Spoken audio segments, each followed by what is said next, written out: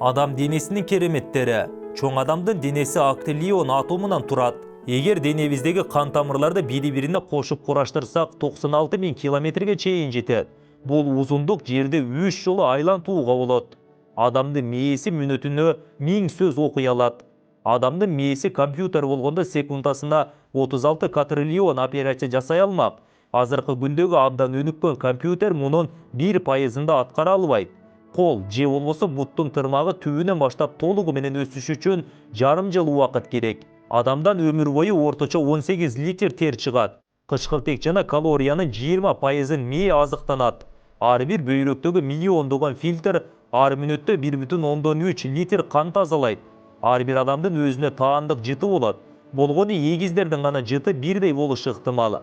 Ар бир адамдын денесинде 1,5 миллион тер бези болот жана булар күнүнө 1,5 литр тер бөлүп чыгарат.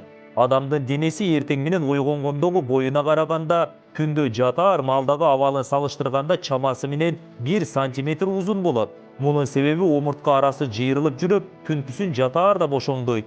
Адамдын ДНКсынын жарымы банандын ДНКсына окшош келет. Адам денеси ар секундта 25 миллион жаңы клетка өндүрөт. Адам өмүр бою 25 000 литр түкүрүк бөлүп чыгарат. Ичке ичегинин узундугу адамдын боюнан 4 эсе узун.